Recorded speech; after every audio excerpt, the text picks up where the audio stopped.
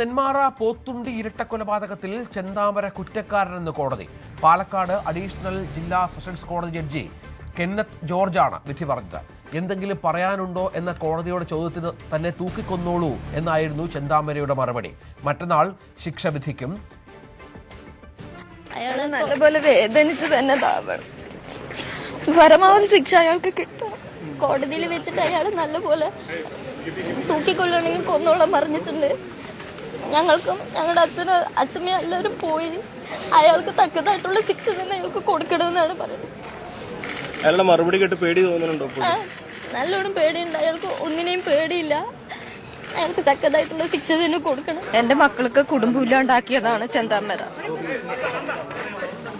എന്റെ മക്കൾക്ക് അമ്മയും അച്ഛനും ഇല്ലാണ്ടാക്കിയതാണ് ചെന്താമര. അതുകൊണ്ട് എന്റെ മക്കൾക്ക് ഗവൺമെന്റ് ജോലി കിട്ടുന്ന ഞങ്ങൾ പ്രതീക്ഷിക്കും.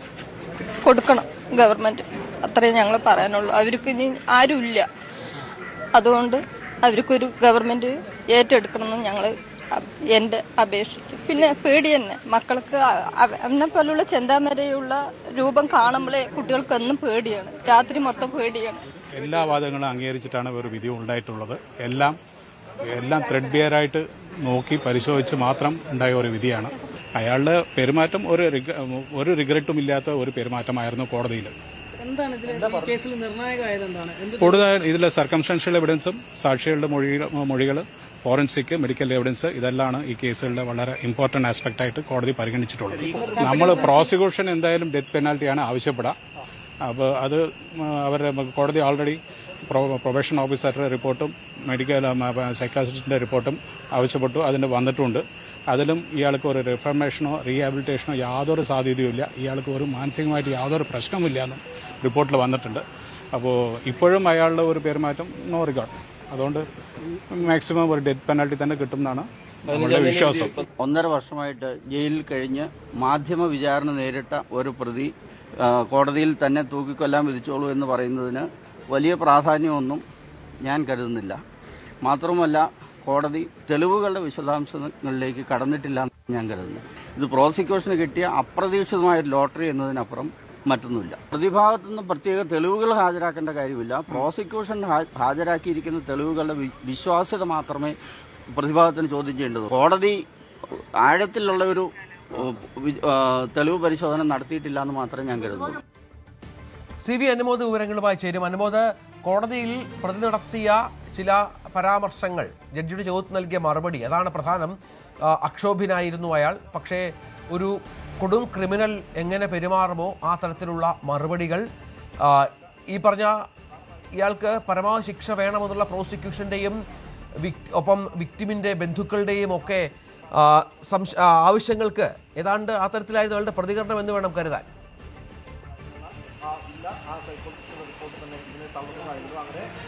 രഞ്ജിത്ത്, ഈ ഇരട്ടക്കൊലപാതക കേസിൽ പ്രതിക്കെതിരെ തടഞ്ഞു നിർത്തലും കൊലപാതകവുമാണ് വകുപ്പുകൾ ചുമത്തിയിരുന്നത് 2 കേസുകളിലും.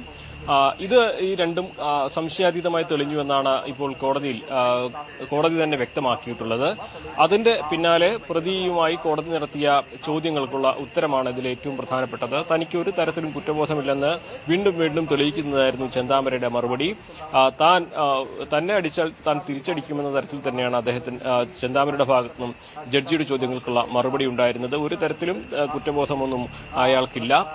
അതുപോലെ തന്നെ ഈ ചോദ്യങ്ങൾക്കൊക്കെ അയാളുടെ മറുപടിയും വളരെ ധിക്കാരപരമായിട്ടായിരുന്നു. കോടതിയെ തന്നെ ചോദ്യം ചെയ്യുന്ന തരത്തിലായിരുന്നു ചെന്താമരയുടെ ഭാഗത്തുള്ള മറുപടി എന്നതും വളരെ പ്രധാനപ്പെട്ട ഒരു കാര്യമാണ്.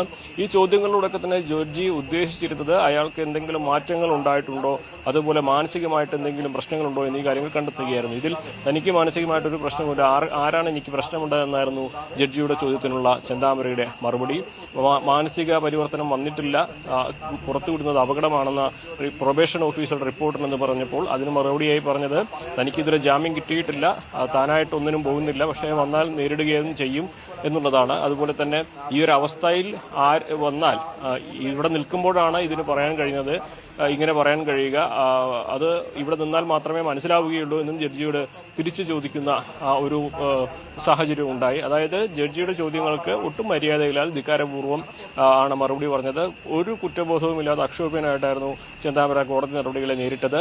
തന്നെ തൂക്കിക്കൊന്നോളൂ എന്ന് ജഡ്ജിയോട് പറയുന്ന ചെന്താമര ഇക്കാര്യത്തിൽ തനിക്ക് ഒരു തെറ്റും ഒരു വേദനയുമില്ലെന്നും തന്റെ വാക്കുകളിലൂടെയും വ്യക്തമാക്കിയിട്ടുണ്ട്. അത് കഴിഞ്ഞ് പുറത്തിറങ്ങുമ്പോൾ മാധ്യമങ്ങൾ പലവട്ടം ആവർത്തി ചോദിച്ചെങ്കിലും ചോദ്യങ്ങൾക്ക് മറുപടി നൽകാൻ ചെന്താമര തയ്യാറായിട്ടില്ല. അല്പസമയത്തിന് മുമ്പ് നമ്മൾ ഇതിന്റെ പ്രോസിക്യൂട്ടറുടെയും ചെന്താമരയുടെ അഭിഭാഷകന്റെയും വാദങ്ങൾ കേട്ടു. സ്വാഭാവികമായിട്ടും ഇതിൽ 15-ാം തീയതി വാദം തുടങ്ങുകയാണ് ഉണ്ടാവുക. ശിക്ഷ ഒരുപക്ഷെ അന്ന് പറയണമെന്നില്ല. എന്താണെങ്കിലും ഈ ശിക്ഷാവിധിയെക്കുറിച്ചുള്ള വാദം കേൾക്കൽ 15-ാം തീയതിയാണ്. ഒരുപക്ഷെ അന്ന് വിധി പറയും, അതല്ലെങ്കിൽ അതിനുശേഷം മറ്റൊരു ദിവസമായിരിക്കും വിധി പറയുക. ഇതിനെതിരെ മേൽക്കോടതി സമീപിക്കാനാണ് പ്രതിഭാഗത്തിന്റെ നിലപാട്. വധശിക്ഷ വിധിച്ചാലും മേൽക്കോടതിയെ സമീപിച്ച് ഇതിൽ ഇളവ് നേടാൻ കഴിയുമെന്ന പ്രതീക്ഷ തന്നെയാണ് പ്രതിഭാഗം പങ്കുവയ്ക്കുന്നത്. അതോടൊപ്പം തന്നെ മറ്റൊരു പ്രധാനപ്പെട്ട കാര്യം ആ കുടുംബത്തിന്റെ പ്രതികരണമാണ്. ഈ വിധി കേട്ട് കണ്ണു നിറഞ്ഞായിരുന്നു മക്കളായ അതുലിയും അഖിലയും പുറത്തിറങ്ങിയത്. തങ്ങളുടെ അച്ഛനും അമ്മച്ചമ്മയൊക്കെ എങ്ങനെയാണോ വേദനിച്ച് മരിച്ചത് അതുപോലെ ആ വേദന ഇയാളും അനുഭവിക്കണമെന്നാണ്. ഇയാളെ പേടിയുണ്ട്. കോടതിയോടുള്ള ഇയാളുടെ മറുപടി കേട്ട് ഞങ്ങൾക്ക് പേടിയുണ്ട്. ഇയാൾക്ക് സാധ്യമായ എല്ലാ വലിയ ശിക്ഷ തന്നെ കോടതി നൽകണമെന്നൊരു അഭ്യർത്ഥനയും അവർ മാധ്യമങ്ങളോട് നടത്തി. അതുപോലെ തന്നെ ഈ കുട്ടികൾക്ക് ജോലി വേണമെന്നൊരാവശ്യം ഈ കുട്ടിയുടെ ചെറിയമ്മയും മാധ്യമങ്ങളോട് പങ്കുവച്ചു. അങ്ങനെ കോടതിയുടെ മുമ്പാകെ ചെന്താമരയ്ക്കെതിരെ ചുമത്തിയ കുറ്റങ്ങളെല്ലാം തന്നെ കോടതി ശരിയാണെന്ന് കണ്ടെത്തിയിട്ടുണ്ട്. അതോടൊപ്പം തന്നെ കോടതിയോടുള്ള ചെന്താമരയുടെ പെരുമാറ്റവും ഇനിയുള്ള വാദഗതിയെയും ശിക്ഷാഗതിയെയും ഒക്കെ തന്നെ ബാധിക്കുന്നതായിരിക്കും. 15-ാം തീയതി ചെന്താമരയ്ക്ക് ശിക്ഷ നൽകാമെന്നതിനെക്കുറിച്ചുള്ള വാദപ്രതിവാദങ്ങൾ ആരംഭിക്കും. അന്ന് തന്നെ വിധി പറയുമോ ഇല്ലയോ എന്നുള്ളതാണ് നമുക്കിനി കണ്ടറിയേണ്ടത്. രഞ്ജിത്ത്, CV അനുമോദ് വിവരങ്ങൾ പങ്കുവച്ചു. കൂടുതൽ വാർത്തകൾക്ക് News 18 Keralam YouTube channel subscribe ചെയ്യുക.